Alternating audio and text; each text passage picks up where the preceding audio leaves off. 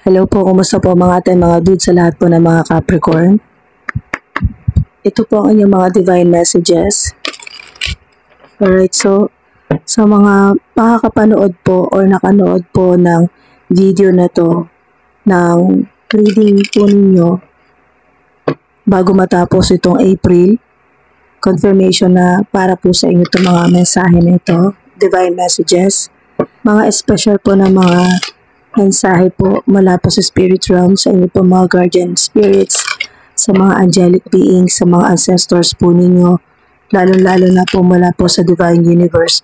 So mga ate, mga dudes sa lahat po ng mga Capricorn, kung hindi po kayo nakapanood, nitong April hanggang May po, May, bago matapos ang May or hanggang katapusan po ng May, o hanggang katapusan po ng May 31, yan po, 2025. Maraming salamat po, Capricorn. Uy, exchanging gifts, wow. Wow, napakaganda po. Significant din po ang 222 o 777. Exchanging gifts. Ito po yung napakaganda at special na mensahe sa inyo. Makakatanggap po kayo ng napakaganda sorpresa, special po na regalo mula po sa divine universe, mula po sa inyong mga guardian spirits, mga ancestors po ninyo. Makakatanggap ka ng regalo. Maaring literal po na makatanggap po kayo ng regalo dito po sa physical reality. Happy. Siguradong matutuwa ka. Magiging masaya ka. Yan po. 26, 27. Wow. Magkasunod po na number. Significant sa ilan. 26, 27. At confirmation po na makatanggap ka ng napakaganda at napaka-espesyal na regalo. Masosorpresa ka mula sa divine universe. Kung makakita po kayo ng bluebird, yan po, bluebird o cardinal na ibon, cardinal bird. Significant din po ang blue, light blue, green, pink at yellow. Yan po. Pusa din po, pusa. At meron din po dito na may magre-regalo po sa inyo, makatanggap kayo ng regalo mula po sa guardian spirit o ancestor po ninyo na fairy. Yan po. Sa mga naniniwala. Kasi tinin niya parehong fairy po ito. Fairy. May mga ancestors po kayo na mga fairies. Yan po. At tutulungan ka nila, ginagabayan, pinoprotektahan para lagi kang masaya. Gusto nila na lagi kang masaya. Natutuwa. Natutuwa din sila sa iyo dahil napakagaan ng energy mo. Hindi ka nagtatanim ng sama ng loob. Gusto mo masaya lang talaga. Yan po. At hindi mo masyadong dinadala ng sobrang bigat yung mga problema mo. Kahit po napakabigat na mga pagsubok na nararanasan po ninyo mga ate, mga dude. Parang ang gaan-gaan. Yung hindi kayo nahalata ng mga tao na may malaki kang problema. Dahil talagang dinadala mo ito ng napaka-gaan, smooth, ganyan po. Gracefully. Yung mukhang hindi nahihirapan, pero sa totoo nahihirapan po kayo. Mag-isa niyong hinaharap yung mga problema po ninyo. Yung mga nilalapitan po ninyo pag kayo po ay problemado o may mga talagang pagsubok, yung mga nilalapitan po ninyo, nagkakataon din na wala pong naitutulong po sa inyo. Kaya talagang ikaw lang talaga ang nagre-resolve ng mga problema mo. At dahil sa iyong faith at katatagan, ito yung reward sa iyo. Makatanggap ka ng napakagandang blessing, regalo. Pwede monetary gift din po yan. Basta kung ano yung magpapasaya sa iyo. Kasi ang 26 o 222666, 222777, or may mga ganito pong numbers sa inyo. Cellphone number, sa home address po ninyo, meron pong 2, 6 at 7. Meron din pong 8 at number 9 din po. Angel number 8, angel number 9, kasi 27 ay 9, 26 ay 8. So, yan po, kung madalas ito makita confirmation na magiging masaya ka, ito yun, happy naman, hindi puro problema. Magaan, napaka yung frequency po ninyo mataas, no? Mataas ang frequency niyo dito. High vibrational energy. Walang didikit sa inyo na toxicity o negative energy. No? Wow. Puro kayo 7. Bottom of the deck, kunin na daw natin ito. The Fates. Star yan, mga dude. Mari pong nasa social media po kayo, may online platforms, public influencer, public speaker, healer. Kayo po ay light worker, tarot reader din po dahil may connection sa star. Yan po. Kayo po yung maaring spiritual healer din po sa ilan. So, nandito yung money, power, respect, makikilala ka. Okay. Ang marami po sa inyo ay makikilala or kasalukuyan po kilala na po kayo, lalo na po sa entertainment, sa media, yan po, social media. Yan po ay fate po ninyo, kapalaran po ninyo, destiny po ninyo na, ayun o, 1 at 7 ay 8 din po yan o. Puro kayo 8. 1 at 7. Significant po ng mga number sa inyo, 17, 26, 27. So, meron din pong 8. 888, 999. Wow. So, mga dude, maaring edad mo to, 71 or magsi-71 ka na. Or 72, 62. So, kapalaran po, mga dude, kapalaran nyo to na matanggap nyo to mga blessing, destiny, fate po ninyo na kayo po ay makilala. Pwedeng makilala po kayo globally or sa internet o talagang makilala ka, sumikat. Yan po. Dito sa Pilipinas or sa ibang bansa. Or kung ano man yung ginagawa mo. Meron din dito na ito pong energy ng star na kayo po ay makikilala, magva-viral, ganyan po, or sisikat, or kung ano man po yung ginagawa po ninyo sa social media, kayo po ay makikilala. Kasama din po dito yung sinasabi din dito ng mga guardian spirits po ninyo na kahit saan ka mapunta, may maganda talagang nakatadhana sa'yo na mangyari.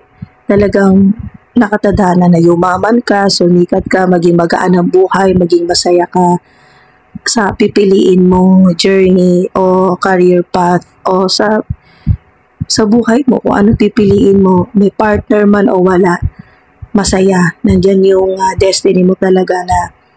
Kasi meron ditong face card. Maaari din po na kayo po ay nasa fashion industry, modeling, ganyan po.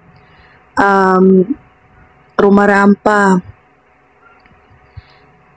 merong red carpet, meron talaga na mga dude, napakalayo ng mararating po ninyo or kasalukuyan po, malayo na po narating po ninyo or mataas. Yan po.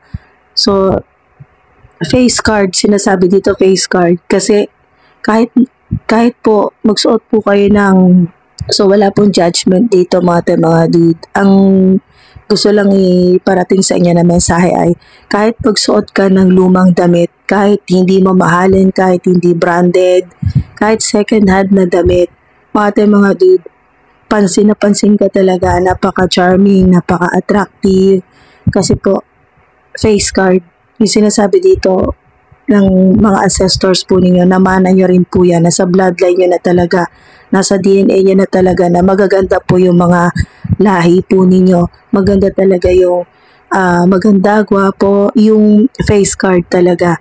Kahit simple lang ang suot mo, mapapansin at mapapansin ka dahil nga sa mukha mo. Yan po. O sa itsura, sa physical appearance, sa inyo pong katawan, ganyan po. So, talagang face card, lalo na po yung inyo pong mukha. Talagang tatatak sa mga makakakita po sa inyo. Katulad na lang po na kung kayo po ay may interview or mag-a-apply po kayo ng trabaho. Talagang lagi kang napipili. Yan po, hindi ka nahihirapan na matanggap sa trabaho or sa ina-applyan mo. Bukod sa kayo po ay matalino, yan po, highly intellectual, kaya po napipili po kayo or mas angat po kayo sa iba dahil bukod sa talino po ninyo, sa skills, sa talents po ninyo, mga dude, ay face card, sinasabi dito face card talaga. Kahit saan ka makarating, iba talaga yung iba yung touring sa'yo. Laging pang VIP o yung pong pinaprioritize po kayo. Yan po.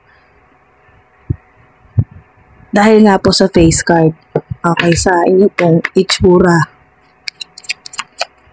Magaganda talaga ang mukha po ninyo. Gwapo, maganda, ganyan po. Charming, napaka-attractive. So, ang advice naman po sa inyo dito ay clean energy food. Yung mga pagkain po na magpapataas po ng vibrational energy po ninyo, ng energy levels, at ng ability rin po na makapag-focus po kayo. So, yung advice po sa inyo ay healthful organic diet. Mga dude, ang advice po sa inyo ay healthful organic diet para po tumaas po yung energy levels po ninyo. At yun nga po, higher vibration para makapag-attract po kayo ng mabilis, para po madali sa inyo maka-attract ng mga golden opportunities at hindi lang po yan mga talagang magagandang relationships. Yan po. So maganda po yung advice po sa inyo. So, ito po yung advice, clean energy food, hindi lang makakapag-detox po sa inyo at makakatulong din po na kung healthy po na mga pagkain yung kinakain po ninyo, lalo na po mga organic. At yan, mga pagkain po na nakakatulong po tumaas ang energy level po ninyo, mas madali po kayo makapag-focus. Yan po. Ma-activate din po yung inyo pong manifestation skills. Yan po yung inyo pong gift, yung spiritual gift po ninyo na makapag-manifest, lalo na po ng mga golden opportunities, pera o mga relationships. Wow. Napakaganda ng mensahe po sa inyo mga dude.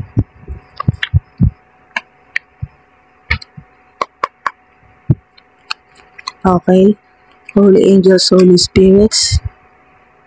Okay, so Hermit, maari pong may Virgo na malapit po sa inyo or bibisitahin po ninyo na Virgo o vice versa, may bibisita sa'yo, papasyal sa'yo, ayan po, or magre-reach out sa'yo na Virgo. At yung wisdom niyo po dito, sinasabi dito, yung magkakaroon ka ng bagong divine light o magkakaroon ka ng bagong divine inspiration o enlightenment. Magkakaroon ka ng clarity, kaya nga talagang matutuwa ka, magiging masaya ka kasi magiging malinaw na sa'yo, lalo na sa mga desisyon. Yan po. Kung kayo po ay naguguluhan sa kasalukuyan, mas magiging madali na po sa inyo makapag-desisyon at yung plano po, magtuloy-tuloy yung kung ano man po yung pinaplano. Ayan, nagpaplano ka or nag-iipon ka. Nagre-reflect ka dito kung anong magandang gawin sa pagbabudget or maghanap ng additional na pagkakitaan.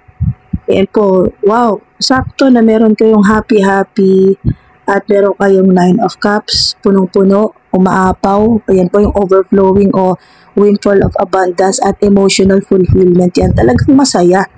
Ito yung literal na, ito yung confirmation niya, 9 of Cups. Dito po sa happy, magiging masaya ka kasi lahat ng kung ano man yung mga minamanifest mo, pinapangarap mo, ayan po, enjoy your success. 9, di ba? 9, 27. Okay, so may success talaga. Ito rin, success din to. Success card din ang Empress. Number 3. Yan po. Lahat na po yan kung ano man po yung gusto po ninyo na nangyari po, yung pinag-iipunan po ninyo na magkaroon ka ng sariling negosyo o anumang pong pagkakakitaan na wala ka ng boss, ikaw na yung boss. Yan po. O mas mataas na posisyon, trabaho na gusto mo talaga, yung magiging masaya ka talaga. Dahil sa ilan, hindi po kayo masaya sa trabaho po ninyo dahil hirap na hirap ka sa trabaho at napakababa ng sweldo at napakalaki pa ng kaltas. Yan po, meron pa mga tax, ganyan po. So, may mga deduction pa. Basta mga dude, hindi kayo masaya sa kasalukuyan sa kinikita po ninyo or sa income po ninyo, magkakaroon kayo. Ito yun, parehong success yan. No? Lalo na to, mga dude, tandaan ninyo basta merong major arcana na lumabas sa reading po ninyo. Sigurado yan na ang resulta niyan, ano man yung action po ninyo, yan po, yung pagtitipid mo, meron kang, o yung pag-iisip mo muna bago ka bumili, pinag-iisipan mo mabuti kung kailangan ba to o pwedeng sa susunod na lang na buwan, ganyan po. Yung nag-iipon ka kahit na mahirap mag-ipon dahil nagagastos din o nagagamit din, yan po.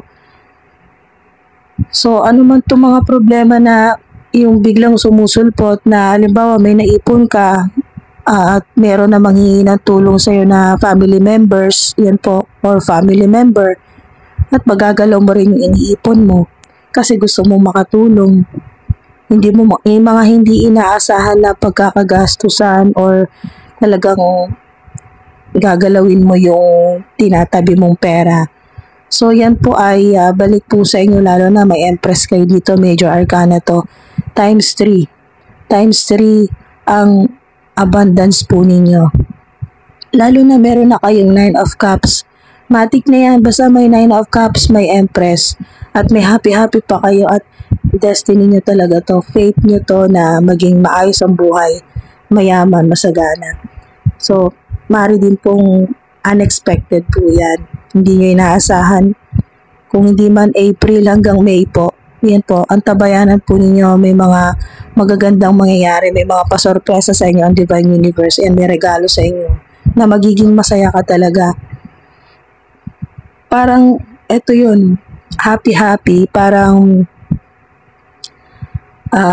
pakiramdam po ninyo, yung top of the world, parang I'm on top of the world, parang ganon.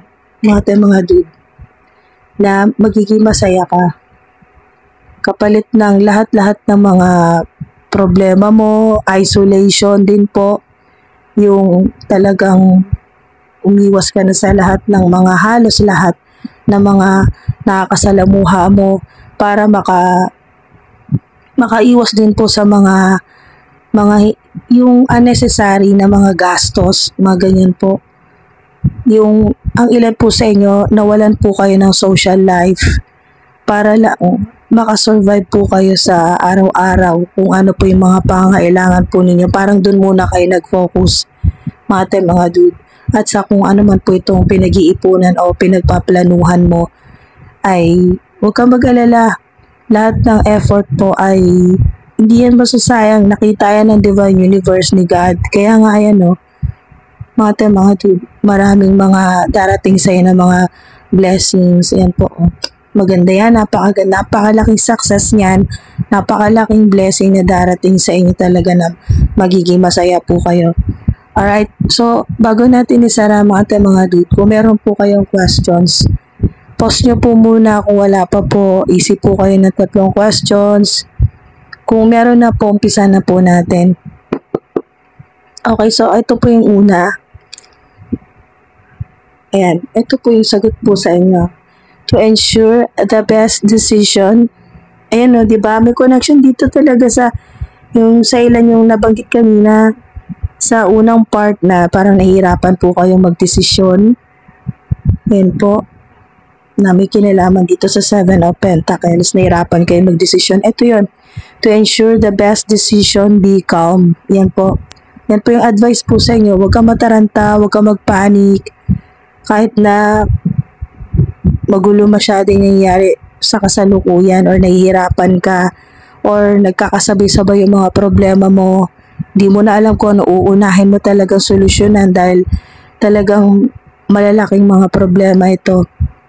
Sa ilan naman, pagkatapos mo ng problema may panibago na naman. So to ensure the best decision, kung ano man po ito pinagdidesisyonan po sa kasalukuyan or kailangan mo pumili, be calm. Ayan po, huwag kang mataranta, be calm. So ito po yung pangalawa. It will bring good luck. It will bring good luck, diba? Confirmation, wow, good luck talaga yan. Gifts, promotion, salary increase, or yung meron dito na tax refund, or may magbabayad po sa inyo ng malaking pera, may yung matagal na may utang po sa inyo magbabayad, ganyan po. May babalik sa iyo na pera times 3 or multiplied. Sa ilan billions ang babalik sa inyo pong bank account. So it will bring good luck. Ano man po itong tanong mo, it will bring good luck. So dito tayo sa pangatlo. Okay, so napakaganda. You'll be happy you did. You will be happy you did. Wow, congrats mga dude. 'Di ba? Kung ano man po ito na nahirapan ka or kung ano man po itong tanong po ninyo na parang tama ba na ginawa mo, makikita mo, ipapakita sa'yo ng Divine Universe sa paraan na maintindihan mo kung ano itong ibig sabihin niya na sagot niya sa'yo na you will be happy you did. Magiging masaya ka dahil ginawa mo sa kabila ng blank. Basta kung ano man po yan, you will be happy you did. Okay? So, maraming salamat po. Sinamahan po ninyo ako hanggang sa dulo. At pasensya na po sa boses ko. Salamat po sa mga nagtiyaga po sa boses ko sa ngayon. At nagpapagaling pa rin po.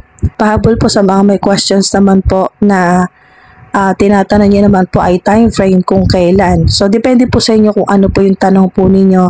Pero ito naman po, ang sagot po sa inyo ay weeks, days, months, ganyan po. So, magtanong po tayo. So, mga ilang weeks po. Weeks muna. 5 weeks. Yan po yung sagot sa inyo, 5 weeks. Okay, so may question naman po na buwan naman po ang sagot. Ilang months? Ilang months po? 4 months. Yan po. Kung meron pong may tanong po sa inyo na years naman po ang sagot, mga ilang taon pa kaya? Ilang taon? 4 years. Yan po mga dude. So, maraming salamat po. Ingat po kayo. Salamat po sa oras at sa divine energy po ninyo mga dude. Sobrang na-appreciate ko po sa lahat po ng mga nagko-comment mga dude. Hindi ko man kayo ma-replyan isa-isa pero sobrang nagpapasalamat po ako sa inyo sa suporta po ninyo mga dude. Yan po. Mag-ingat po kayo palagi. Maraming salamat po. Hanggang sa susunod po.